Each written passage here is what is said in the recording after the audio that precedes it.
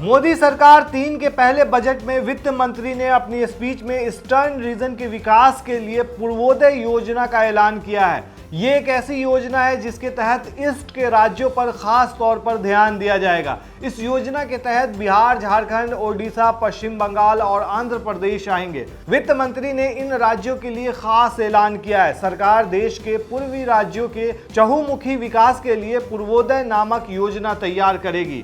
माना तो ये जा रहा है कि गठबंधन सहयोगी दलों की खातिर सरकार ने यदि बिहार और आंध्र प्रदेश पर विशेष प्रेम दिखाया तो पूर्वोदय योजना की घोषणा कर यह संदेश भी साफ दे दिया है कि विकास की रोशनी फैलाते हुए उसकी नजर अपने लिए अन्य राज्यों में भी राजनीतिक जमीन मजबूत करने की होगी।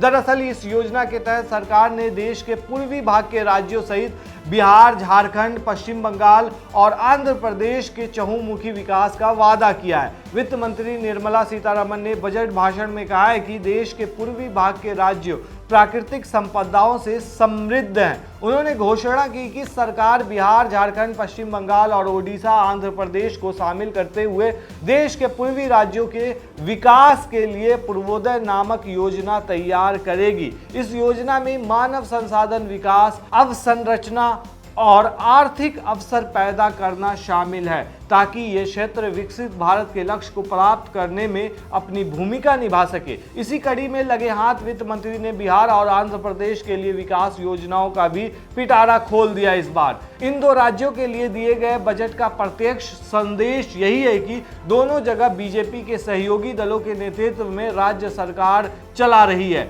जिसमें से बिहार में अगले वर्ष विधानसभा चुनाव होने हैं, वहीं पूर्वोदय में शामिल अन्य राज्यों का भी अपना महत्व है। दरअसल झारखंड में इसी साल चुनाव होने वाले हैं। लंबे समय से सत्तासीन बीजू जनता दल को बेदखल कर बीजेपी ने सरकार बनाई है, तो अब वहां अपने पैर विकास के सहारे मजबूती से जमाना चाहती है बीजेपी। इसी तरह बंगाल में बीजेपी लंबे समय से लड़ रही है और अपना आधार बनाने के लिए प्रयास कर रही है। अब पूर्वोदय योजना के तहत विभिन्न विभागों के माध्यम से बड़ी विकास योजनाएं इन राज्यों में शुरू की जाएंगी। पूर्वोत्तर के राज्यों की बीते 10 सालों में मोदी सरकार ने अपनी प्राथमिकताओं में रखा है, जिसका राजनीतिक लाभ भी उन्हें मिला है। एक बात और गौर करने वाली है, इस बार लोकसभा चुनाव में बीजेपी को आदिवासी आरक्षित सीटों पर काफी नुकसान हुआ है। इसका संदेश ये गया है कि बीते 2 लोकसभा चुनाव में जो आदिवासी वर्ग बीजेपी के करीब आया था वो कुछ दूर हो चुका है अब।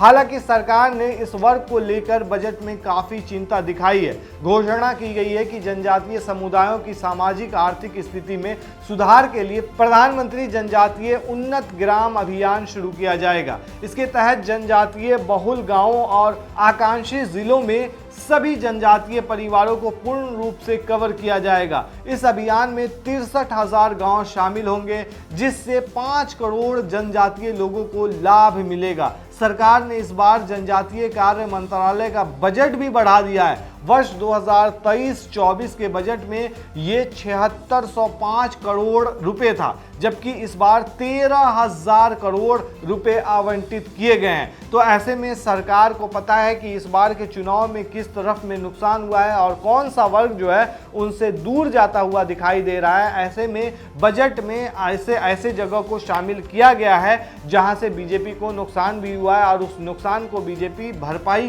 के रूप में देख रही है और भरपाई करना चाहती है। जिस तरीके से अभी झारखंड में चुनाव होने वाले हैं और ओडिशा में बीजेपी जीत करके आई है, तो ऐसे में दोनों राज्य बीजेपी के लिए काफी महत्व रखते हैं और साथ ही बिहार और आंध्र प्रदेश को साथ में लेकर के चलना ही होगा बीजेपी को। इसलिए इन राज्यों पर खास फोकस किया जा रहा है ताकि चुनावी फायदा भी हासिल किया जा सके। आपको क्या लगता है दोस्तों, हमें कमेंट में जरूर बताएं। शुक्रिया।